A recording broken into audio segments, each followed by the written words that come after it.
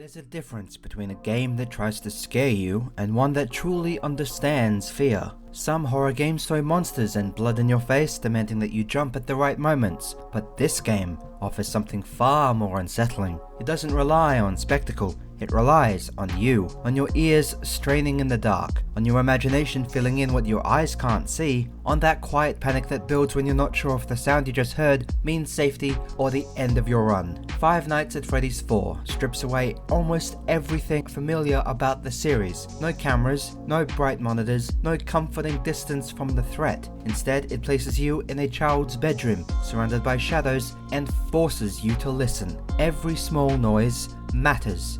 Every flicker of light becomes a question. Are they gone yet? It's an experience built entirely on tension, isolation, and the fear of being wrong. What makes it so unnerving isn't just the jump scares, although those are plenty, but how it weaponizes silence. You're left alone with nothing but the sound of your own heartbeat and the faint cracks of the floorboards, waiting for something to move. In doing so, Five Nights at Freddy's 4 taps into something deeply human: the anxiety of uncertainty, the terror of the unseen, and the way our minds can turn quiet moments into true nightmares. This isn't just another Five Nights at Freddy's horror game, it's one that knows exactly how fear works and uses that knowledge against you. Hey, if you like what you see, don't forget to like, subscribe, and ring that noti bell because it really helps out. From the very first night, Five Nights at Freddy's 4 establishes that this is not a game about what you see, but what you hear. Gone are the security cameras and blinking lights of earlier entries, tools that once gave players some illusion of control. In their place is the suffocating intimacy of a darkened bedroom and the near-total reliance on audio cues to survive. The game teaches you quickly, almost cruelly, that survival depends not on reaction speed, but on interpretation. The faintest shuffle in the hallway, a subtle breath behind the door, or the soft patter of footsteps in your bedroom wardrobe, each sound carries life or death meaning. What's brilliant is that these noises aren't exaggerated, they're naturalistic, almost too quiet, forcing players to lean in and listen as if the game were whispering directly into our own ears. It's a mechanic that transforms something as ordinary as background noise into a psychological minefield where hesitation feels like doom and certainty is never truly possible.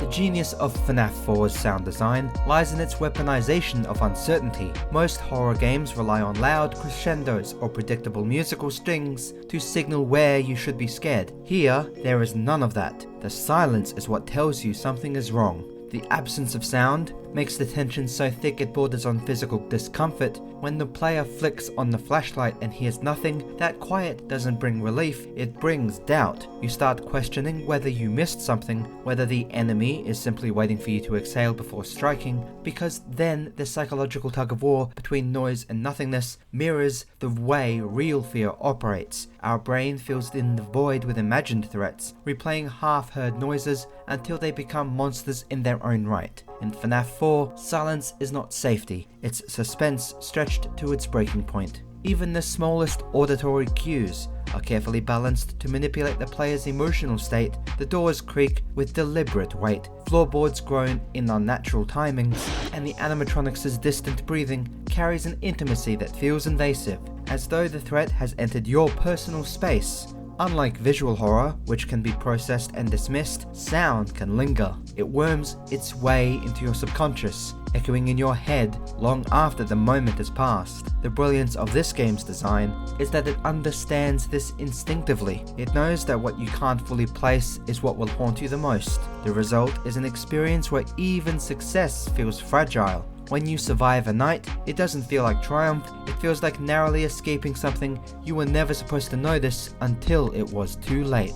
By the time the first night ends, the player realizes that the real monster isn't what's lurking in the shadows, it's the tension between listening and not knowing. Five Nights at Freddy's 4 uses sound not just as a gameplay mechanic, but as a psychological mirror. The game listens back, it rewards patience, and punishes overconfidence, conditioning players to treat every single second of quiet as a potential threat. What makes it so unnerving is how quickly it turns your own senses against you. You begin doubting your hearing, questioning your memory, wondering if that faint noise you just caught was real or imagined. That uncertainty is the essence of fear, the sense that the danger is both everywhere and nowhere, waiting for you to make the very first mistake. From the first night onward, FNaF 4 doesn't simply scare you, it teaches you to be afraid of silence itself. If Five Nights at Freddy's 4 uses sound as a weapon, then light is its cruel illusion of safety. The flashlight becomes your only real defense, a fragile beam that cuts through the darkness just enough to remind you how little you can actually see. It's a tool of survival, yes, but also of anxiety. Every time you flick it on, you're forced to confront the possibility that something might already be waiting for you. The game never lets the flashlight feel overly reliable. Its zone of vision becomes narrow, fleeting, and suffocatingly close. Whether you're peeking down a hallway or turning towards the closet, the limited range of light ensures that you're always just one step away from the unknown. That narrow focus makes the darkness feel around it more alive, pressing in until you start imagining shapes that aren't really there. The design of each encounter hinges on this delicate balance between visibility and vulnerability. When you check the left or right hallway, you're relying on sound first, listening for breathing, footsteps, or the faint scuttle of movement, before daring to use the flashlight. The act of shining the flashlight becomes a moment of decision, a gamble where pressing the button too early or too late can mean instant game over. In those moments, the player's heart syncs with the rhythm of the game's tension. Listen, wait, flick, and pray. The flashlight's glow is harsh, overexposed, almost sterile in its whiteness. It doesn't illuminate safety, it exposes threat. It's the only way to know what's truly out there, but knowing comes with risk. You're not just living, you're not just lighting the room, you're inviting the nightmare to see you back. The closet, home to Nightmare Foxy, amplifies this tension even further. Each time you open the doors, the game weaponizes the simple act of checking. You know you have to look, but the limited visibility ensures that looking feels like surrendering a kind of control. The flashlight flickers against the slats of the door, showing just enough movement to trigger your instincts, but never enough to prepare you. It is a masterclass in horror minimalism, using less light, fewer visuals to make every moment feel unbearable. The player's imagination fills in the dark spaces, turning a static model into a lurking presence that seems to breathe with you. This interplay between what's revealed and what's withheld is where FNaF 4 achieves its purest form of horror. You're not reacting to what's on screen, you're reacting to what you think might be there. Ultimately, the flashlight's greatest strength is also its greatest flaw. It gives you just enough control to feel responsible for your own fear. It's a tool that demands trust but constantly betrays it. The more you use it, the more you realize how powerless it and you really are. It can delay the inevitable, but it can't dispel it entirely. By the end of the first few nights, you stop using the flashlight as a weapon and start using it as a ritual, a desperate routine to convince yourself that you still have some agency in the dark. And that's what makes FNaF 4 so uniquely terrifying amongst the plethora of Five Nights at Freddy's games. This game doesn't just limit your visibility, it turns that limitation into an emotional experience. Every flicker of light becomes a heartbeat, every shadow a potential ending. In a world built on listening, the flashlight isn't your savior, it's your curse. If sound and darkness form the atmosphere of Five Nights at Freddy's 4, then the nightmare animatronics are its physical manifestation of terror. The monsters your subconscious conjures when you close your eyes. From the moment you see them, it's clear that these aren't the familiar faces from earlier games. They're warped, swollen, and shredded versions of themselves, as if the comforting mascots of childhood have been chewed up by fear itself and spat back out as something unrecognizable.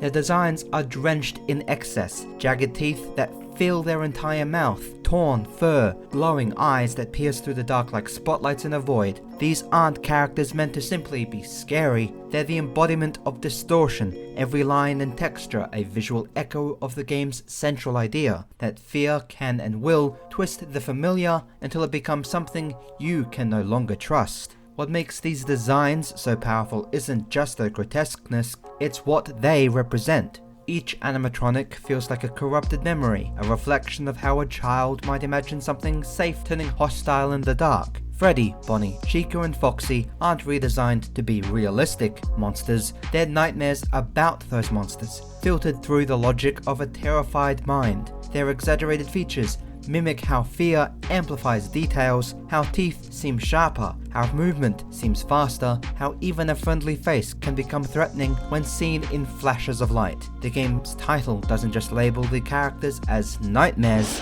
it tells you the entire experience is one. The monsters exist in that blurry space between dream and reality, where logic doesn't matter and survival feels like running from an emotion rather than an enemy. Every encounter with these creatures is built around their design as much as their mechanics. When you flicker on your flashlight and see Nightmare Bonnie's face filling the hallway, it's not just a jump scare, it's a confrontation with something deeply uncanny. The models pulse with texture and sound, their metallic breathing and subtle twitching adding layers of disgust that go beyond the visual.